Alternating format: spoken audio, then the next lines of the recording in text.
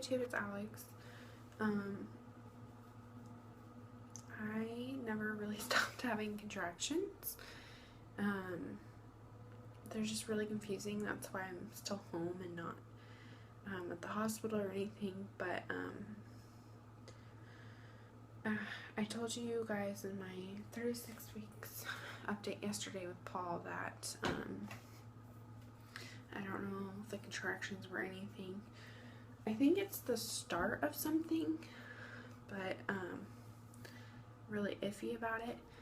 But it kept going, and probably around like 7 o'clock, no, around 6 something in the evening, they kind of slowed down. They never fully stopped, but they weren't so close because they were about 4 to 7 minutes apart, and then they slowed down.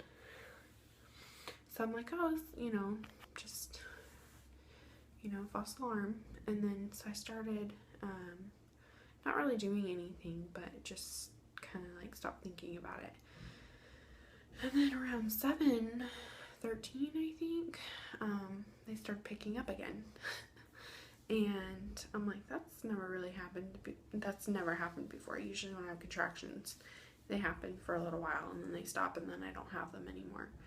But they definitely picked up again, back to about 7 minutes apart, not 3 to 4 minutes or anything, but like 7 to 10 minutes apart.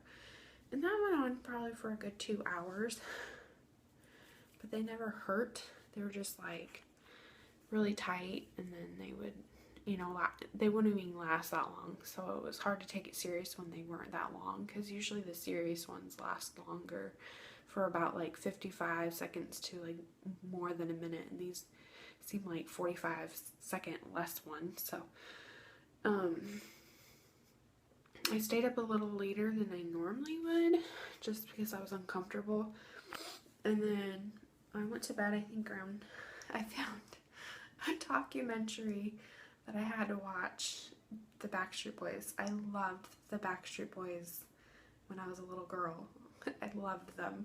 So when I saw there's a brand new documentary about them, I had to watch it. I didn't watch it I watched majority of it, and during that time I feel like the contractions kind of slowed down. And I'm like, okay, they're slowing down again. And then I was emailing Paul, because he's at work and he's just like really like concerned about me. So he kept in touch with me a lot through his work email. And I'm like, I'm gonna get ready to go to bed and go brush my teeth and do all this stuff and go to bed. And he's like, okay. And then after I sent him that email, I got kind of actually 2 close contractions that kind of hurt. And I was like, oh, some painful ones. And so that kind of got me kind of concerned. Oh, I'm not comfortable right now.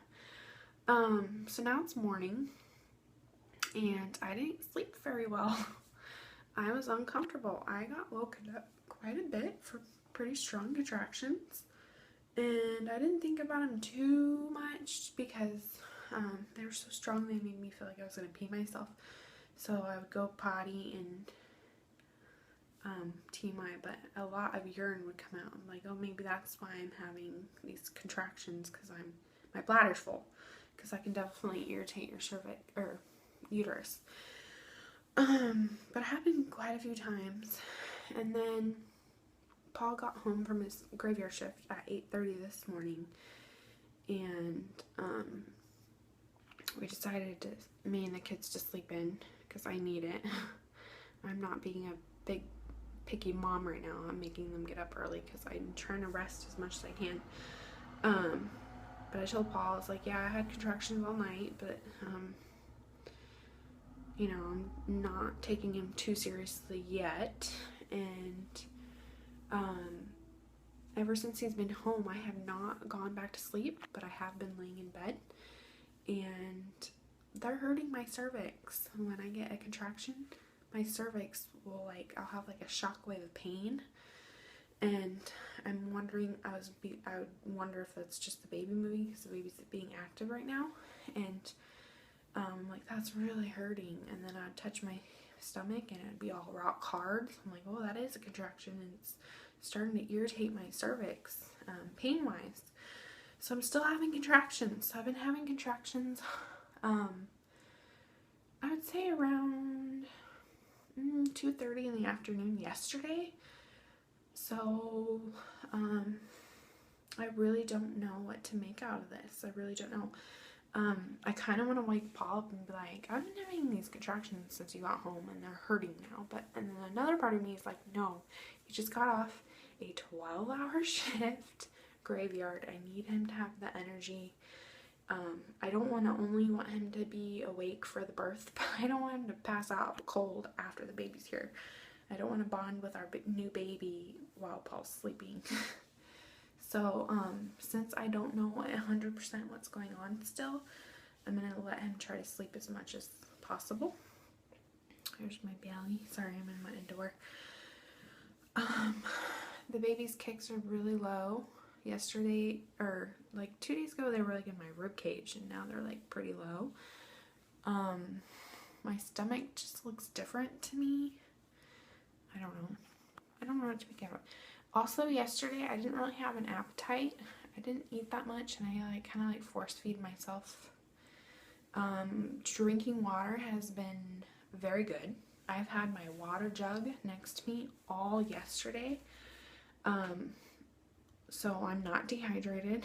I go potty a lot because I don't want to like not go to the bathroom and then have all these contractions and be like, oh, it's because my bladder is full. So I've been drinking a lot of water and also going pee a lot. So I know my bladder's not the issue.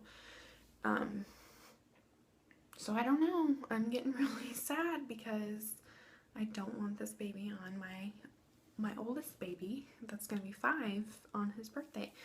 So I'm trying to take it easy and all that. My mom knows what's going on. My sister knows what's going on. I haven't updated them since last night though. So I'm going to tell them that things are still happening.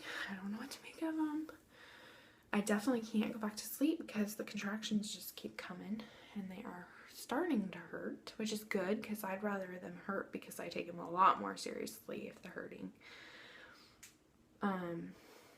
I decided to make daily updates because I always thought when I followed other pregnant women and they got their last days or weeks, I always thought it'd be cool if they did like a daily update because I'd be like, oh, I wonder what's going on today with them. I wonder what's going on with them now.